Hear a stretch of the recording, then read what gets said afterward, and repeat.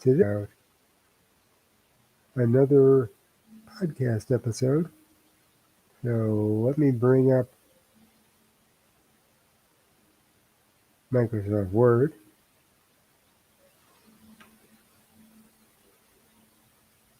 and share it here.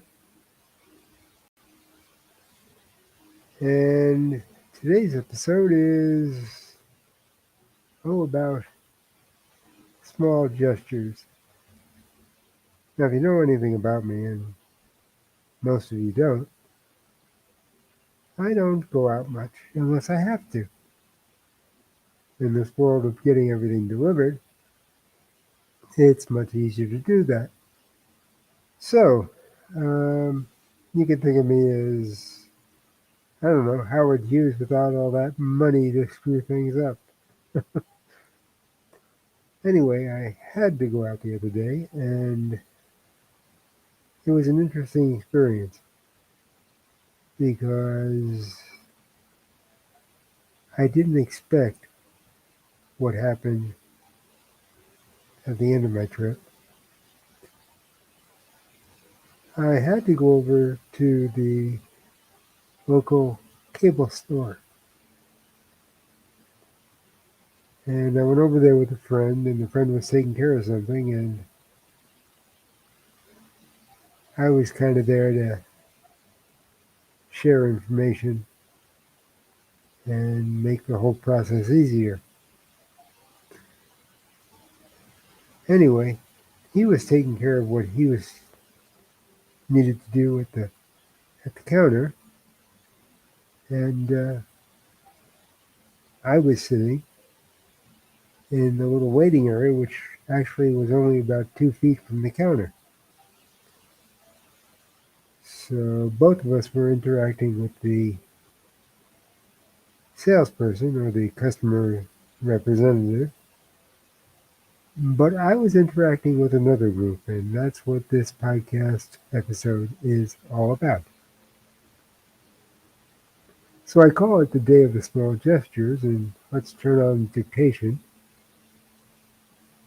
and try to get some of these words down just as they come out. They're not going to be edited.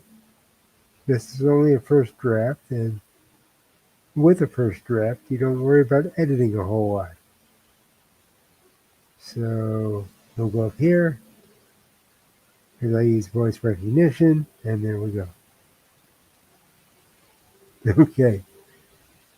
Period.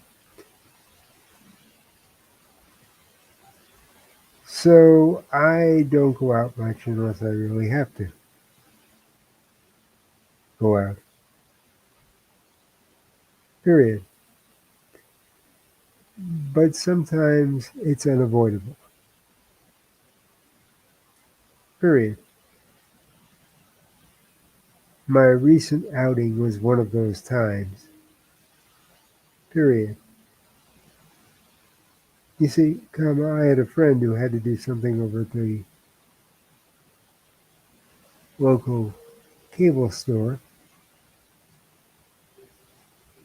and I had to be there to share some information.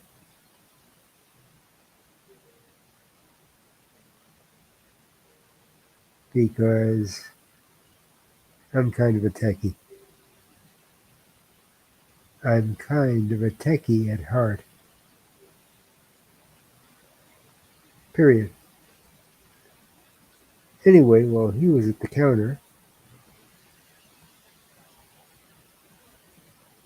talking to the customer representative, I was sitting on a comfortable couch about 2 feet away. Period. Okay, so now what we've done is we've set up the podcast. I know there's stuff that's going to be edited out and stuff that's going to be changed, but basically we've set up the premise. But as with all of my podcasts, what eventually ends up is not what starts out.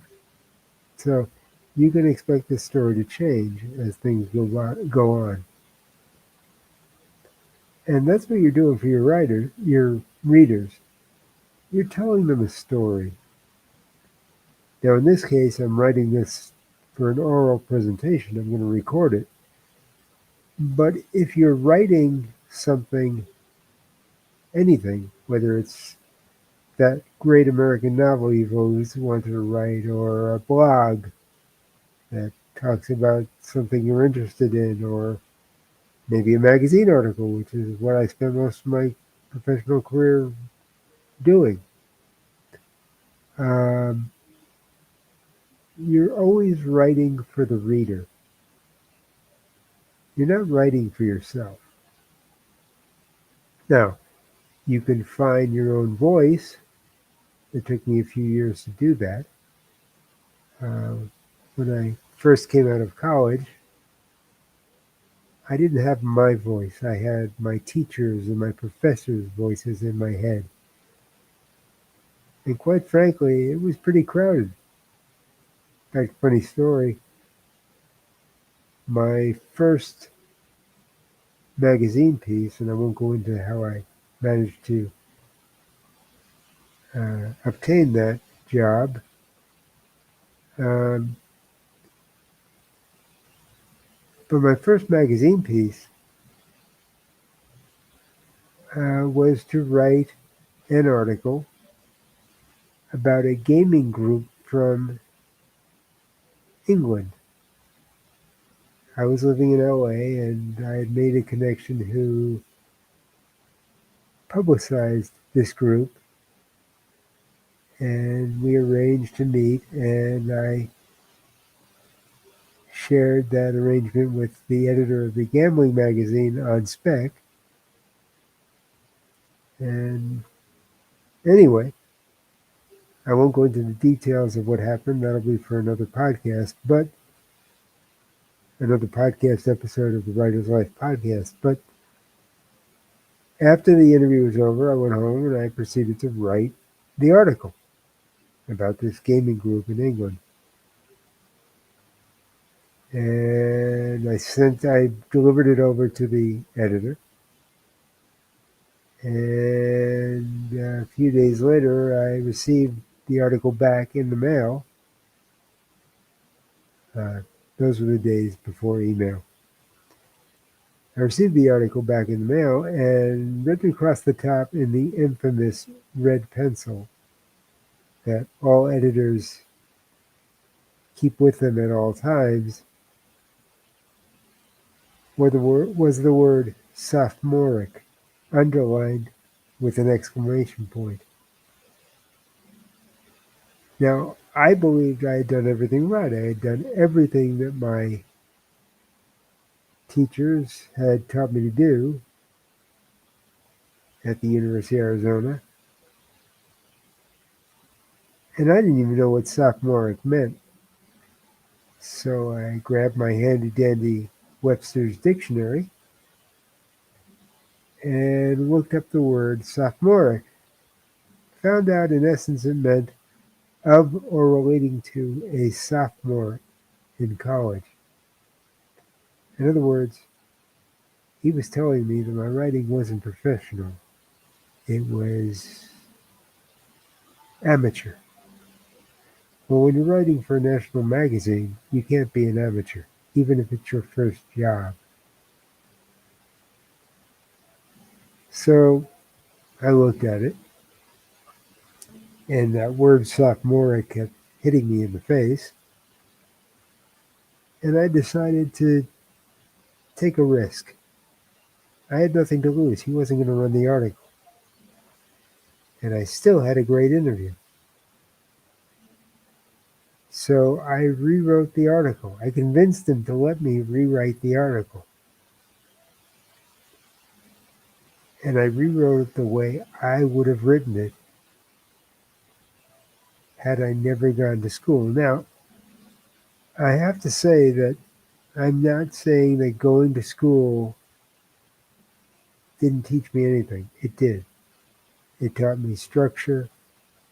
It taught me how to put together a sentence that actually sounded coherent, because what I thought was good writing before was not good writing uh, during or after I went to college. And it helped me to tighten up my writing and to make it more readable. But what it also did, because I listened, I became so ingrained with the rules that I learned, is it made it mechanical.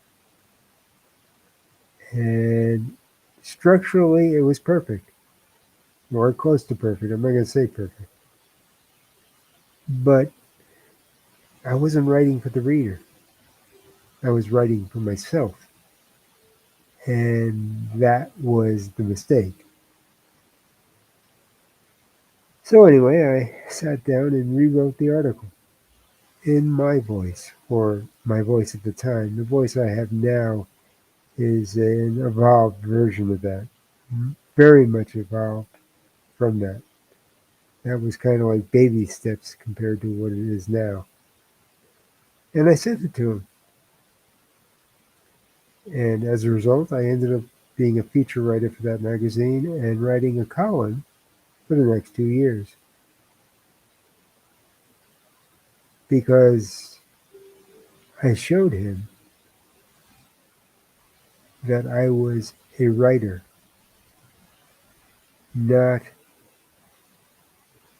just regurgitating what I had learned in journalism school. Because being a writer isn't just rules and regulations. Being a writer is, again, writing for your readers, not yourself. And I hadn't done that in the first article. I had written for myself. In the second attempt at that article, I had written for the reader, and that's what he wanted to see. In fact, I left the magazine after 2 years to pursue another direction, which pretty much was the rest of my career. I became a feature writer for several magazines specializing in celebrity profiles. Um, but 25 years later, they asked me to write an article for their 25th anniversary issue, which I was honored to do. I was kind of pleased that they had asked me. Anyway, so that's the deal. That's what you're writing for. And so we're going to get back to this article, and I'm going to tell you a little bit more about what happened that was totally unexpected.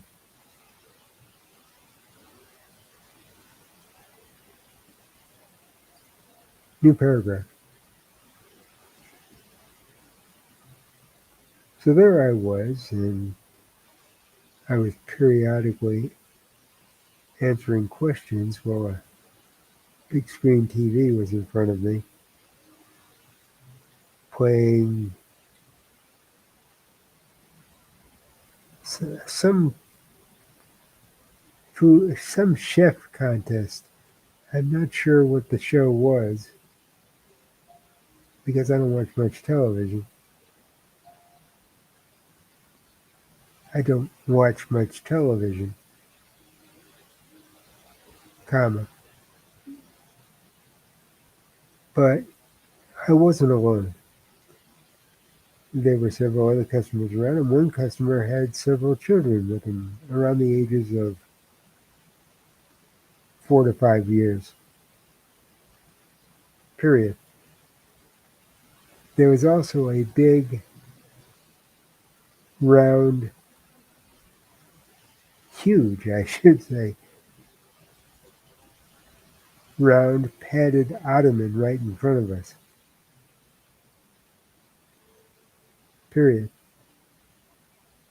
Anyway, kids being kids, they were burning off energy. Period. That's when they noticed me.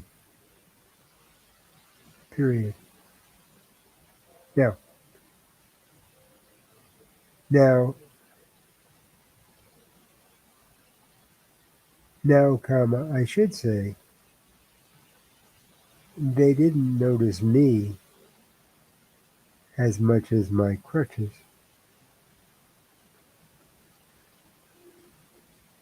Period. I'm handicapped and I need those crutches to get around.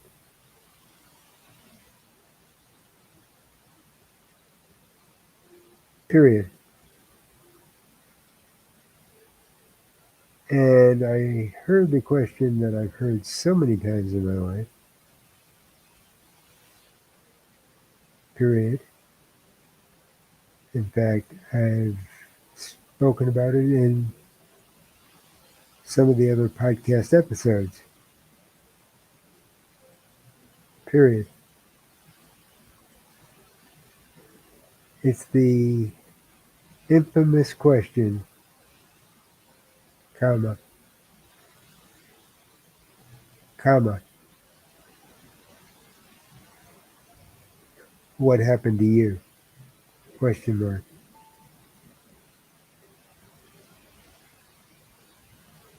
Well, comma, you can't tell 4 or 5 year olds what actually happened to you because they don't understand, and quite frankly, that's not what they want to hear.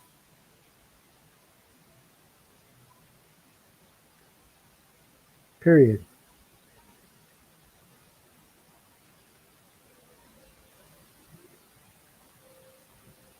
The other part of this is that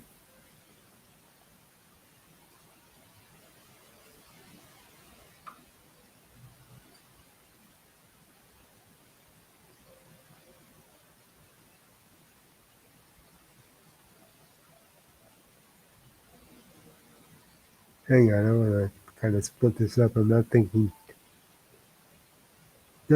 too much of paragraphs or proper grammatical structure. But let's split this up a little just so I can see it. Um,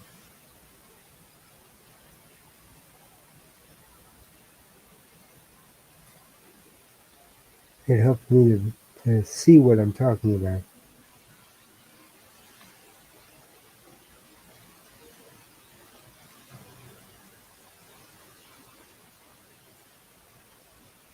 And that's another thing. In this first part, we're not looking for proper grammar or structure or anything like that. We're just getting our thoughts down. This is a very rough draft.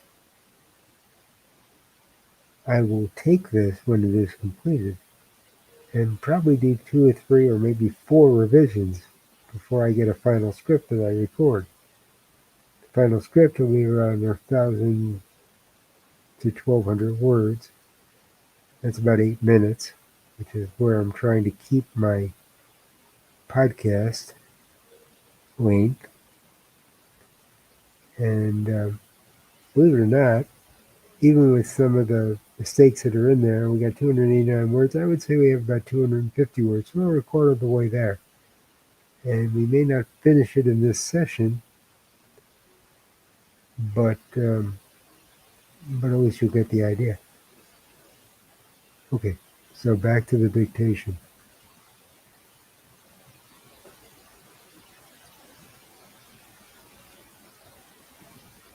You want to tell them something that doesn't frighten them or make them feel uncomfortable. Frighten them or make them feel uncomfortable. Period. I have a very good reason for doing this.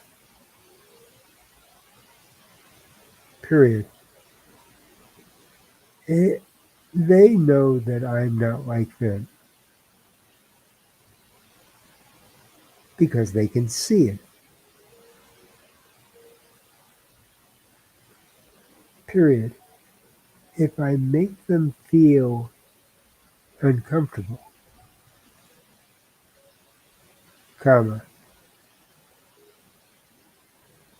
they will feel uncomfortable whenever they come across a similar situation. Period. Make no mistake about it, comma. they will come across similar situations, and they will either learn to avoid those people or treat them as they would treat anyone else. Period. So I looked at the small boy who asked me that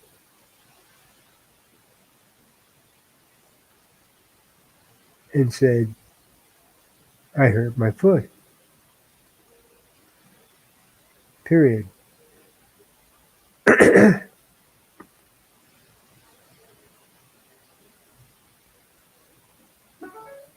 He asked the obvious question of how I hurt my foot,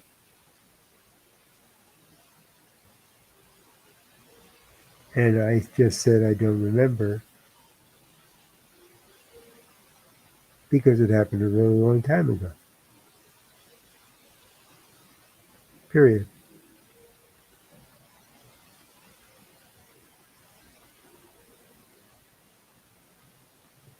Anyway, they were fascinated by my crutches.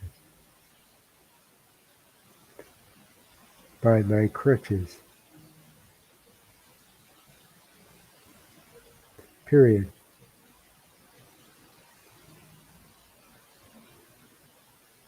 They started playing with them, and I let them.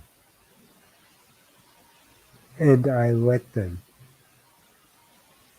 Period.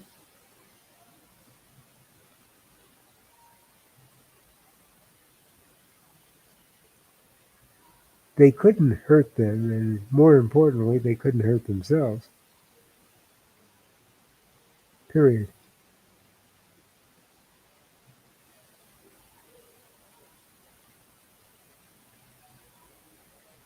So now they were having a fun time between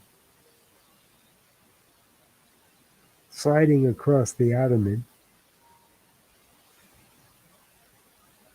and racing around the waiting area with my crutches. Period. And they would periodically bring them back.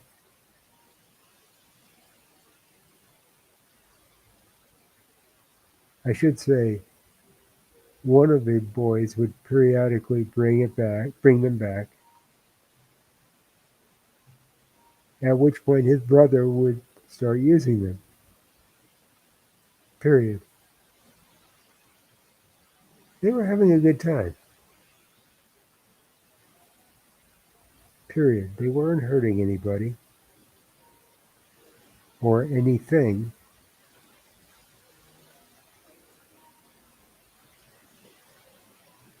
And I saw no reason to stop them. Their parents were nearby, and fortunately, they didn't find any reason to stop them either, as long as I was giving my okay. Now, I know this looks like a run on sentence, and it is. It's actually 3 or 4 sentences in one, but I'm not worrying about punctuation. As I said, right now I'm just getting my thoughts down. I can go back and break it up and do the proper punctuation and everything else. But when you're a storyteller, you want to tell a story that keeps people involved. And to my mind, and some people may disagree with me, telling that a story that keeps people involved is all about telling a story that isn't grammatically correct. You're not reading a speech. You're not writing a paper. You're telling a story. And if you think back to the stories you've told your friends or your family or anyone, if you were to write them down as you related that story, you would find that It's not grammatically correct, but it does keep their interest. And what I'm trying to do is keep the reader's interest, in this case, the listener's interest. But since I'm also going to transcribe these podcasts into text for the hard of hearing, it is the reader's interest. And that makes it even more difficult because I have to make the story as interesting on paper as I make it when I'm speaking, because I can't use inflection. I can't use pauses. I can't do any of that the hard of hearing would not hear. So I have to make the story interesting uh, on paper. If I can make it interesting on paper, it will be interesting in the podcast, even with inflection and pauses and the timbre of my voice and everything else that goes along with it. So, in effect, even though I'm doing a podcast, I'm writing a story. And that is basically what I'm trying to get across with writing 101 with the writer. You're writing a story for the readers, not for yourself. So anyway, we're going to stop this here, and I will get back to this at some point in the very near future. I may do it on stream or I may do it off stream, but you will eventually see and hear the final result by going to theyearofmylife.com and clicking on the Writer's Podcasts. This is going to be part of the Writer's Life podcast. Um, there are 23 episodes. Let me just show you quickly what the website looks like. We'll stop sharing this. You get my big head. We'll start sharing again. And we're going to click on this and share. And here we go. And this is not what I wanted. Okay, I picked the wrong one. I picked my Patreon page. Anyway, if you go to thewriterslife.com, let's stop sharing this. We'll go back to my big head very quickly. If you go to the writerslife.com,